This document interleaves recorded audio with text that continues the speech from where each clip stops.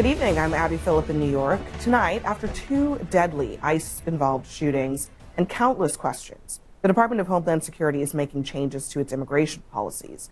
First, ICE is pausing most traffic stops. And second, each ICE arrest team plans to have one agent wearing a body camera. Now, the changes are coming after a week in which ICE officers in Texas killed Lorenzo Salgado Araujo. He's a Mexican immigrant. Days later, in the state of Maine, an agent killed Joan Sebastian Duran Guerrero, who was from Colombia. Now, neither men were targets of the ICE operations, and agents did not have body cameras in either of those incidents. Protests are now erupting across the country, and memorials are growing in Houston. Salgado Araujo's son visited the spot where his father died, and in Biddeford, Maine, a witness told Portland Herald that after she heard the gunshots yesterday, she saw a man on the ground and she heard cries from a family, including a child. That witness says that the child couldn't have been more than 3 years old. She was still dressed in her bluey pajamas. People are now leaving bluey-themed stuffed animals to remember her father. Now, before we open it up to the conversation here at the table, I do want to invite you to join us at home. Head to cnn.com/Abby and you can weigh in. We'll get to some of your comments throughout the show. But just to, underscore how unusual and really significant it is that ICE has, as a result of both of these really tragic incidents, they've changed their policy. And frankly, it's a policy that has been problematic from the beginning. In both of these incidents, ICE officers appeared to shoot the driver of a moving vehicle. And in both incidents, it was not someone that they were looking for. Yeah. Welcome to the right place at the right time and the right people. I'm very grateful you're here, so say hello in the comments. Tonight we're at the table at NewsNight with Abby Phillip on CNN, and we are locked on Scott Jennings and Joe Borelli. There has been another tragic ICE shooting, this time with a 3-year-old in the car. Understandably, the panel is deeply emotional. Scott Jennings is consistent without judging who is in the wrong. And Joe Borelli makes a real good argument that innocent until proven guilty standards apply both ways, and that it's not the government's job to satisfy the media, but to answer to the investigators. Before we roll, please do me a favor, hit subscribe, tap that like, drop me a comment. I want to know, what is the role of the government? Is it to satisfy the media or the investigators? Is one standard for everybody really too much to ask? And why does Joe Borelli get interrupted so much? Tell me down below. Appreciate you guys. NewsNight with Abby Phillip, CNN. Let's have a watch. And it's not just a Mexican immigrant, the one that died last week in Houston.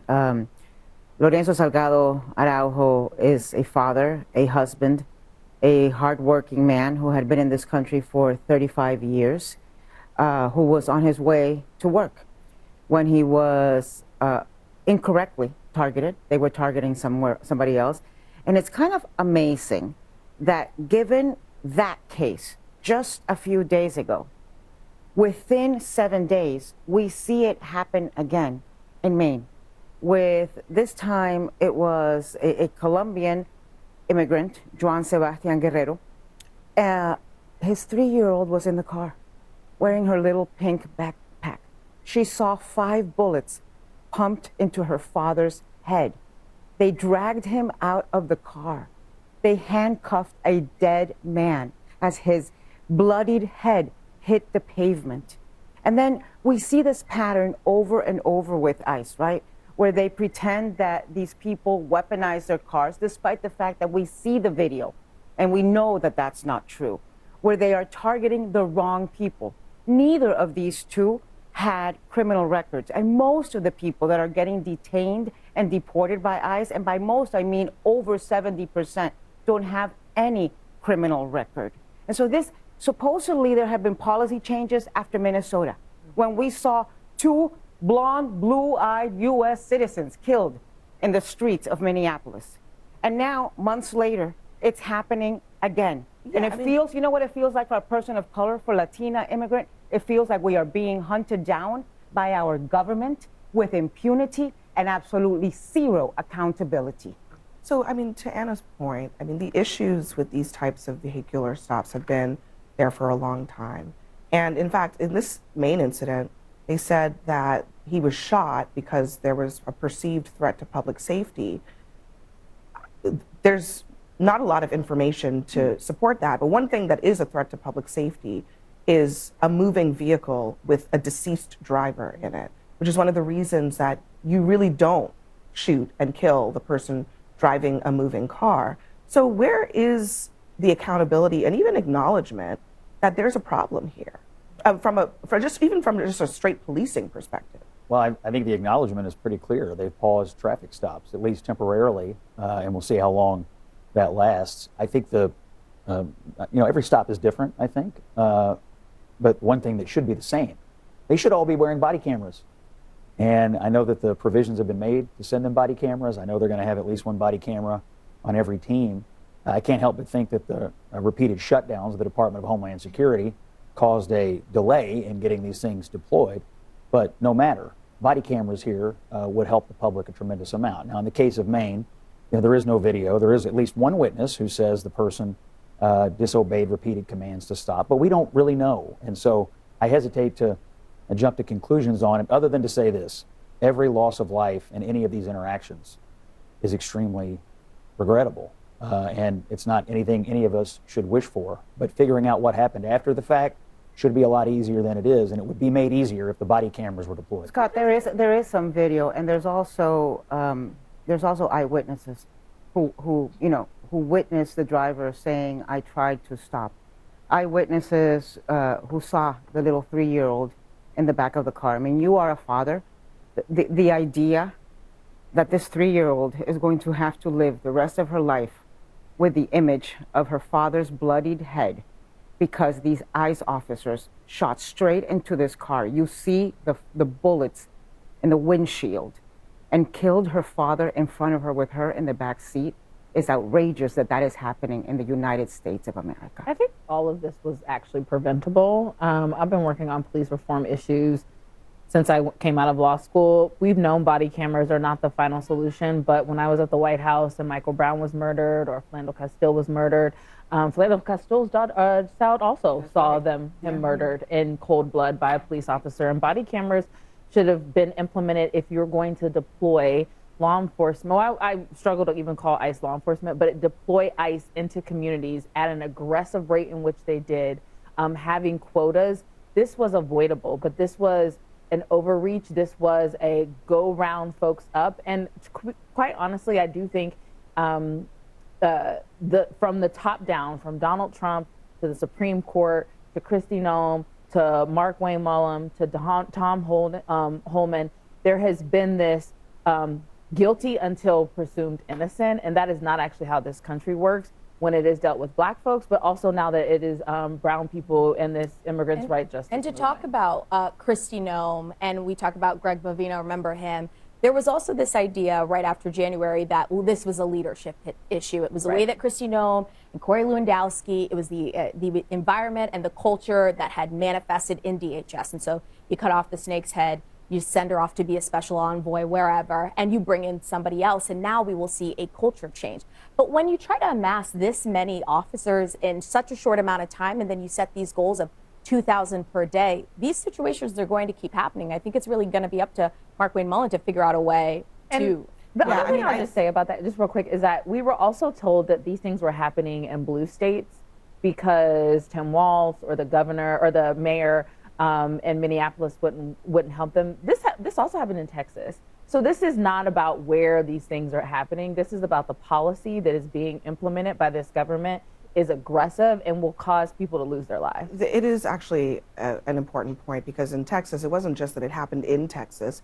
It happened in coordination with local law enforcement. Exactly, And it still didn't make them more accurate in terms of who they were targeting. It still didn't make it so that the actual practice of what they were doing in that moment was something that was in the interest of public safety. So it does kind of undermine that argument. You know, you mentioned people shouldn't be presumed guilty before they're proven guilty, and I think that goes two ways. I think that also goes for law enforcement officers who more often than not are involved, when they are involved in shootings, are justified shootings.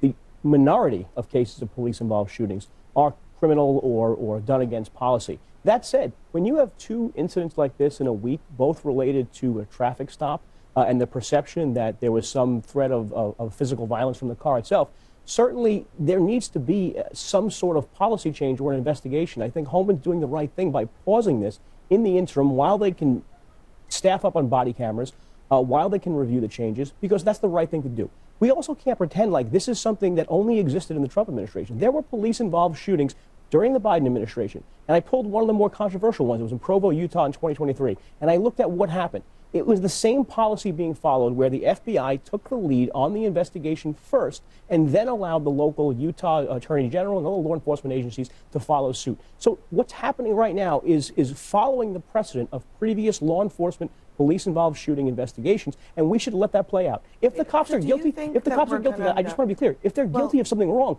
I think they should be punished. Let me ask you a question. Do you think we ought to know who the officers were who were involved in this? I'm sure we will. I mean, this. You're sure we will? Because we still don't know who was involved in either of the incidents in Minneapolis. So it's been 7-8 months. If there is a criminal indictment of these officers, yes, I think their names should be public, just like again, everyone else. Same question. I mean, you're saying just let the process play out. It's been 7 months. We don't know. We don't have a name. Just going back to Minneapolis, no name, no sense that there's been any report done about what happened here.